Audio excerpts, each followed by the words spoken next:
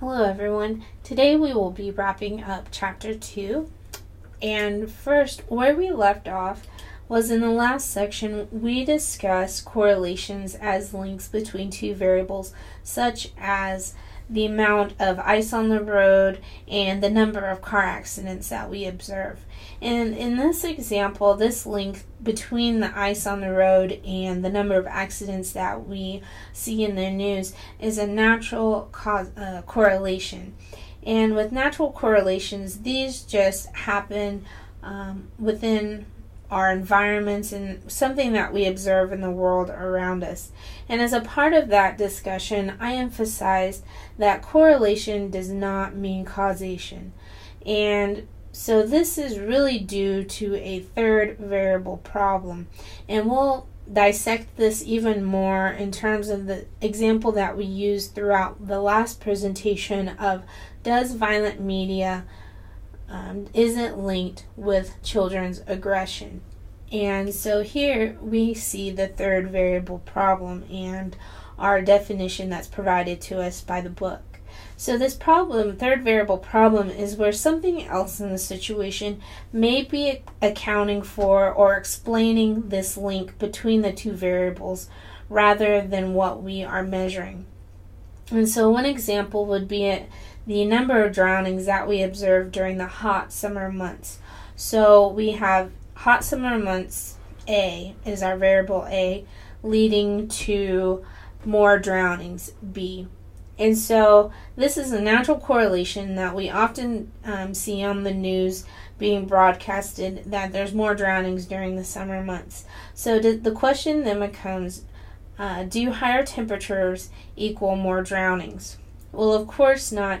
There are several third variables or situations that may be accounting for the number of drownings. So just the very fact that during the summer months more people go swimming may be accounting for why we see so many drownings as opposed to drownings in winter or in fall or spring. So that is an example of the third variable problem, and as we can see, here is a further example of this situation or this issue with correlation. And so an example of a third variable problem may be the link between exposure to media violence and aggressiveness in kids. And so this may be one of the problems that we want to look at in one of our studies. So does being exposed to violent media, does that lead children to be more aggressive?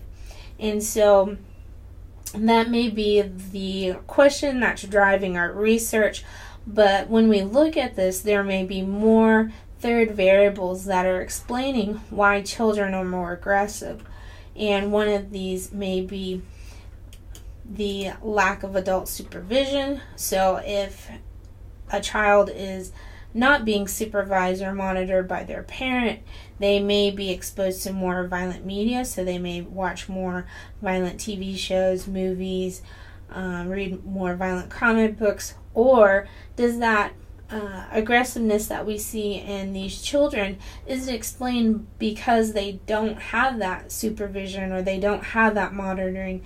Maybe their parents aren't as involved in their lives, and so they may be already more aggressive. So here we can see that we can't just look at a simple relationship or link between two variables, because something else might be explaining this link.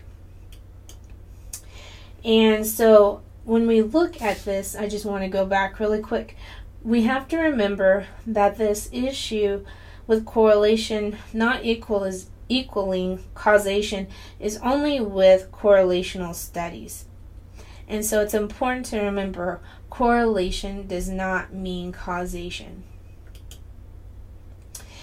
Some more issues that we see within correlational studies, but also experiments and other types of studies that we have in psychological research, is the third variable problem.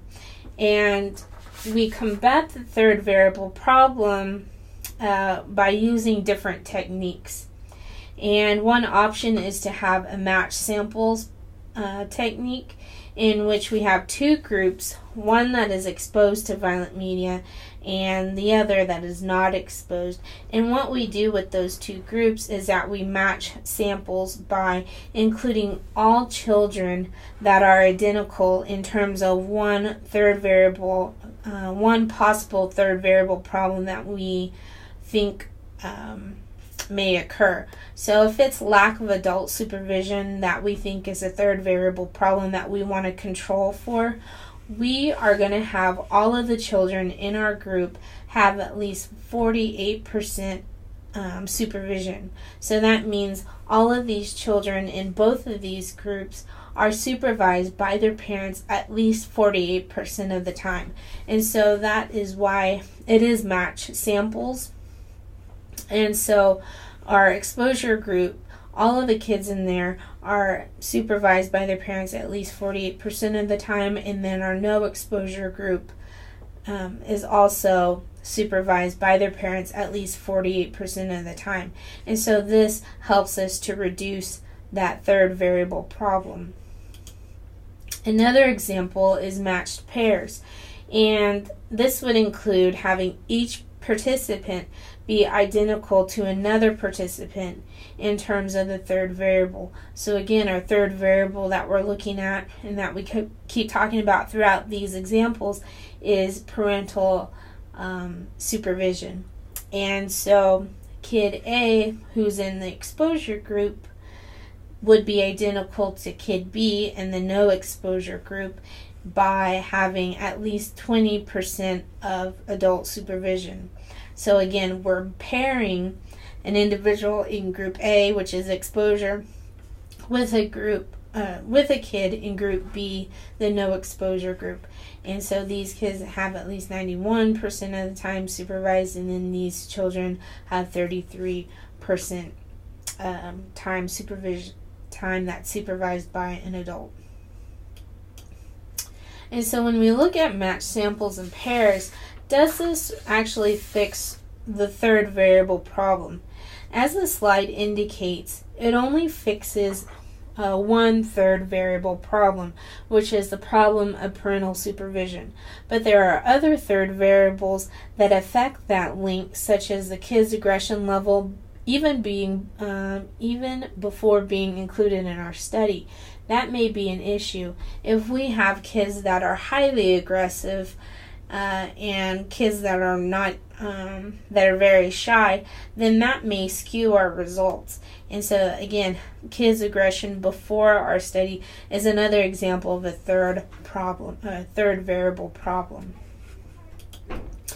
And this leads us to discussing true experiments where we can actually infer causation between variables, and we get away from some of those sampling issues like the third variable problem. They're not such a big issue, but they are still present, and so we'll talk about what we actually do in terms of true experiments.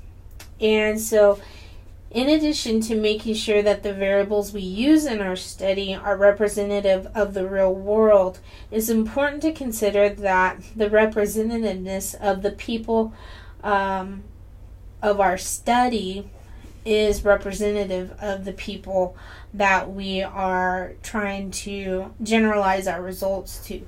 And so with this, here's an example of what we actually take. So here's the population of all the people of the ant colony. And in order to make any type of judgment or generalization of that population, we just take a slither of that population. So just a sample of the population. And this is what we actually we recruit for our study. And this is really where we talk about generalizing our results to the population. And so, unfortunately, we cannot use measures on every individual of the population, whether that's the whole U.S. population, like the U.S. Census, even though that is a different type of study, or we want to measure all the college students across the U.S. We're not able to do that. So in order to conduct a study, what we do is we take what's called a representative sample of the entire population. And with this, as our sample size increases, so the more people that we include in our sample that's representative of the population, the attributes of the sample more closely resemble the population. So that means that we're able to generalize or take our results from our study and it really be true for the real world. So here are a couple of examples of how to ensure that your sample is representative, and one such way is a case method. And a case method is where we study a single individual and we typically learn knowledge about this individual, in-depth knowledge, because this individual is a unique case that we often do not see, but it's very informative. And one of the examples that your chapter talks about, and even we'll go more in depth and bring these two individuals up throughout the whole semester, includes a case study on Jeannie, who was a 13-year-old girl who was found in the 1970s in LA, and she was locked up in her room for years. And so there was an intense case study method conducted by researchers looking at her language ability and her motor ability, cognitive ability, because this was a severely neglected child. And so we learned a lot about our language abilities and language development just from this single case. Another case that your chapter talks about is Phineas Gage, in which when he was working on the railroad, a nail or a spike went through his frontal lobe. And so with this case method approach, we're able to research one single individual and learn more about how they were before and how they were after, and how that differs from other people in the population. Another way in which is very important to experiments is random sampling. And this is a way of choosing participants that ensures all members of a population have an equal chance of being included in the sample, which is very important. And this allows us to generalize to the population. And although this is essential, it is difficult because most participants that participate in our psychological studies are volunteer. And so continuing on with that, here we have the two key features to an experiment, and this includes manipulation and random assignment. So manipulation, here we have a picture of a Bobo doll. So one of our examples for manipulation is that in this famous Bobo doll study that was conducted by Bandura, he manipulated the independent variable. So whether or not the child saw an adult being aggressive with this Bobo doll by hitting or kicking the Bobo doll, these groups would be called a control group, where kids did not observe the adults being aggressive with the Bobo doll, or the experimental group, where the kids did see adults hitting and kicking the Bobo doll. And so he manipulated the independent variable. Which group did the children get put into? Did they get put into the control group or the experimental group? And then the second key feature to an experiment is random assignment. So this is continuing on from that random sampling. So when anything about a person determines whether he or she will be included in an experimental or control group, we have a third variable problem.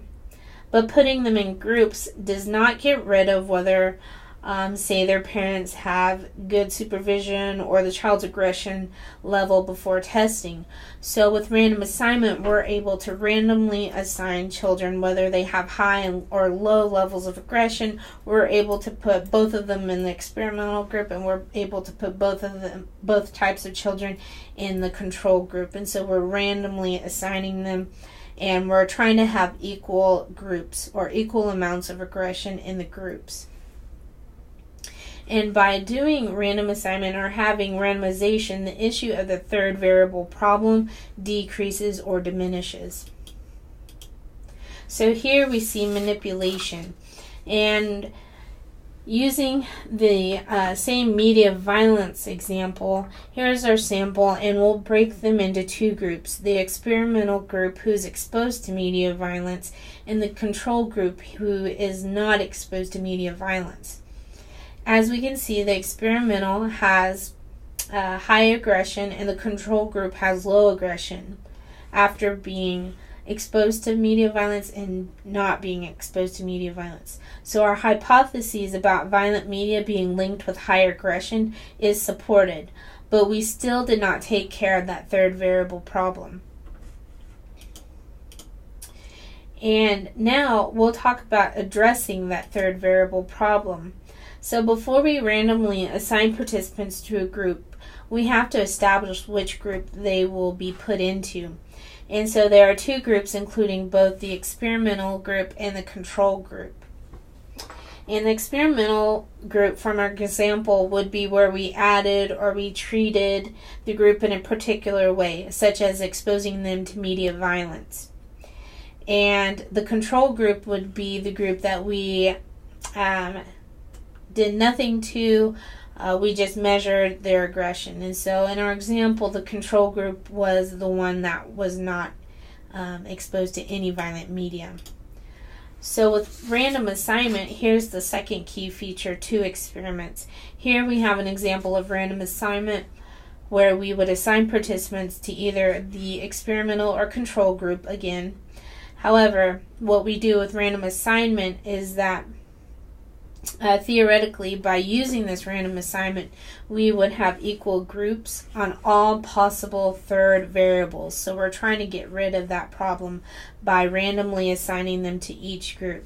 So if, for example, the orange kids were supervised 75% of the time and the blue kids were supervised 50% of the time, by randomly assigning them, we get an equal mix of parental supervision in both groups. And again, we get higher levels of aggression in the group where we expose them to violent media. And so when we look at these type of studies and we fix the issues with sampling and the third variable problem and looking at our statistics, how do we actually know if our hypotheses are supported? And what we look at is the statistical significance. So the statistical significance allows us to calculate the probability of that random assignment if it failed. And so the goal is p less than or equal to 0.05. And so this means that there's less than a 5% chance that this effect would occur by accident. And so statistics using these probabilities, like a 0.5 statistical significance, these are called inferential statistics because we're inferring that the results of our study on our sample reflects what it would look like in the general population.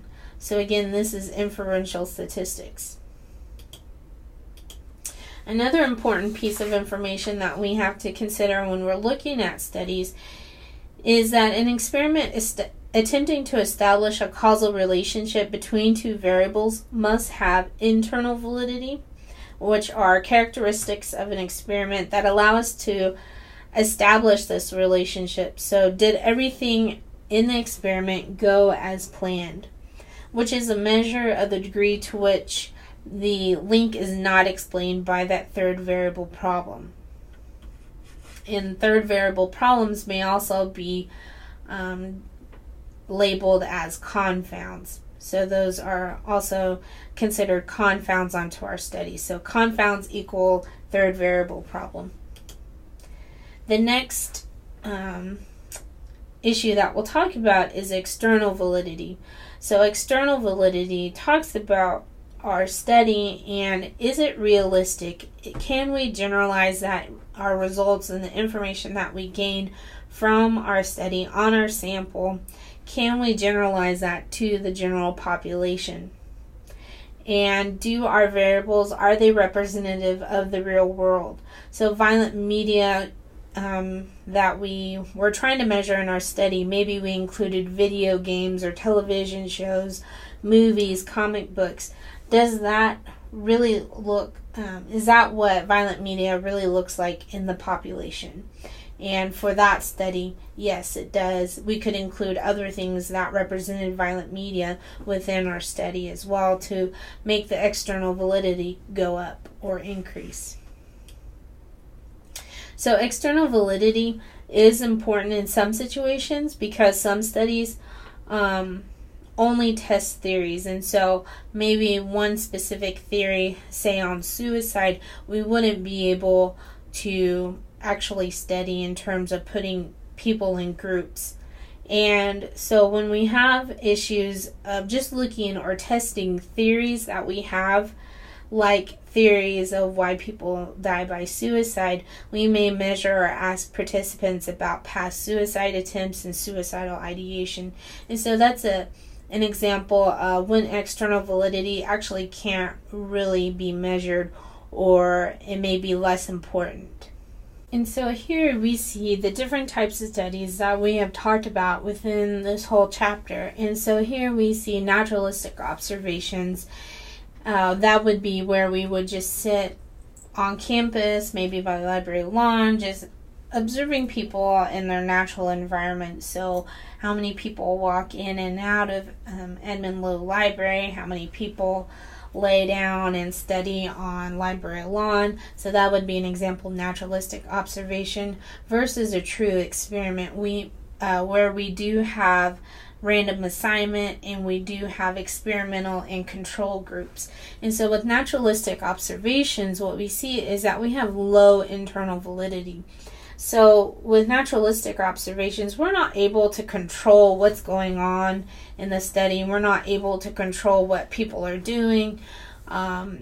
People may be sitting on library lawn, but they may be taking a nap.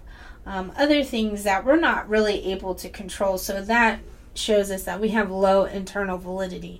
But we do have high external validity, because if the purpose of our naturalistic observation is just to understand what students do in a typical day, then that our sample of watching maybe 20 students during the day is a true representation of what maybe possibly what college students do throughout the day.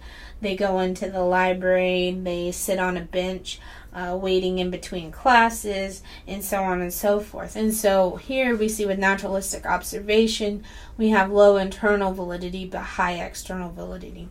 As we go down, we see that internal validity goes up, but external validity goes down.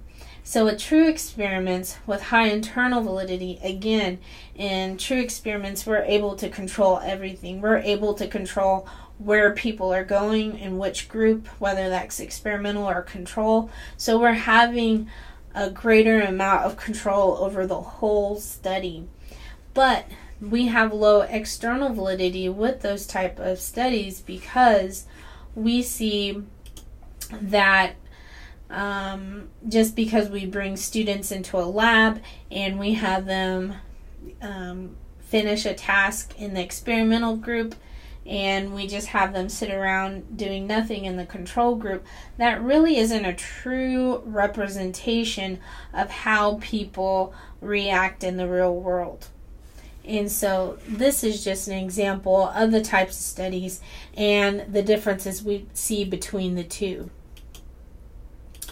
So this leads us to the chapter just wrapping up with talking about the ethics of science and psychological studies. So in 1979, the U.S. Department of Health, Education, and Welfare released what became known as the Belmont Report. And this specifies 3 basic principles that all human research should follow. This report was formed due to previous research studies infringing upon the rights of their participants, which led to the development of this code of ethics in research that we'll talk about in the next slide. The 3, returning back to the Belmont Report and talking about these 3 basic principles that all human research should include. These include a respect for persons, so the participant has the choice to participate in the study or not. They have to sign an informed written consent. they also want to be beneficent within their psychological research. And so we want to maximize benefits, but we also want to reduce the risk. And we want to be just in terms of including all different types of backgrounds within our research studies.